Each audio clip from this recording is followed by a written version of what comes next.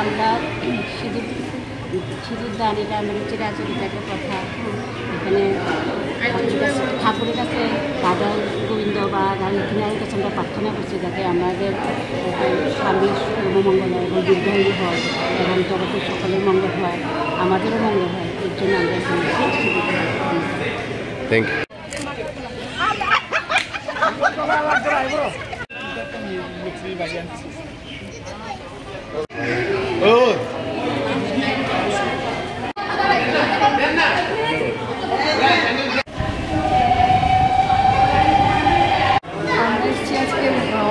জন্য যেন স্বামীকে নিয়ে সুস্থভাবে থাকতে পারি, জীবন মানে সুখে থাকতে পারি, যেন সিঁদুর খেলে সবাই যেন সবাই স্বামী স্ত্রী একসঙ্গে সুখে থাকতে পারে তার জন্য। ভগবানের কাছে কি প্রার্থনা করলেন? এই তো সারা জীবন যেন দুজনে একসাথে ঝগড়াঝাটি ছাড়া হাসি খুশি থাকতে পারি।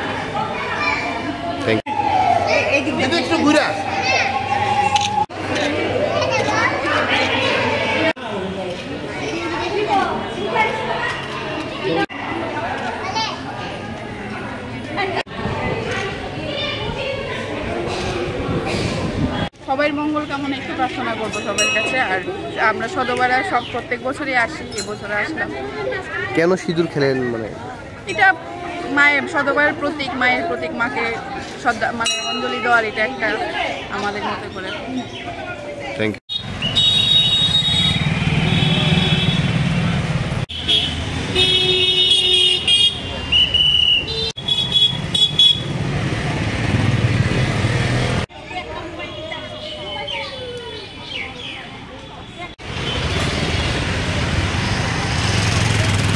আষাঢ় মাসে মানে আষাঢ় মাসের 7 তারিখে প্রতি বছরে ধরিত্রী মাতার রজস্বলা হয়, সেই উপলক্ষে সবাই সিঁদুর খেলা খেলি আমরা।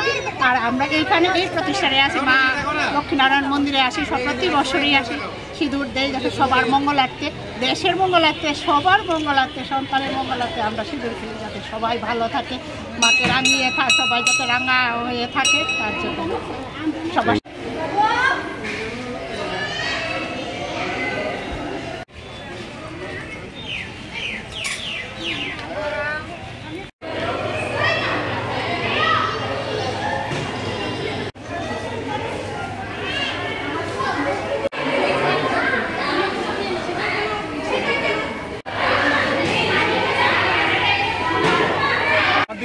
প্রথমে আমি সবাইকে জানাচ্ছি শুভ অম্বুবাচীর শুভেচ্ছা।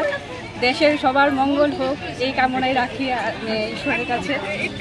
আর আজকে মূলত অম্বুবাচীটা আমি যতটুকু জানি আসামে কামাখ্যা মন্দিরে মা কামাখ্যা ঋতুবতী হন এবং বলা হয় যে বসুমতী এই সময় রজস্বলা হন। সেই কারণে এই 3 দিন আমরা অম্বুবাচী উৎসবটা মূলত পালন করে থাকি। এই দিন আমরা ঠাকুরের কাছে ভোগ নিবেদন করি, রোজই ভোগ নিবেদন করি, কিন্তু এই উপলক্ষে বিশেষ ভোগ নিবেদন করা, বিশেষ করে আমার ভোগ। আর সবাই আমরা একজনের সিঁদুর খেলা করি এবং সবার মঙ্গলের জন্য সিঁদুর একজনের জন্য আদান প্রদান করি। ভগবানের কাছে কি প্রার্থনা করি? হ্যাঁ, ভগবানের কাছে আমরা প্রার্থনা করি সবাই যেন মঙ্গল থাকে, ভালো থাকে।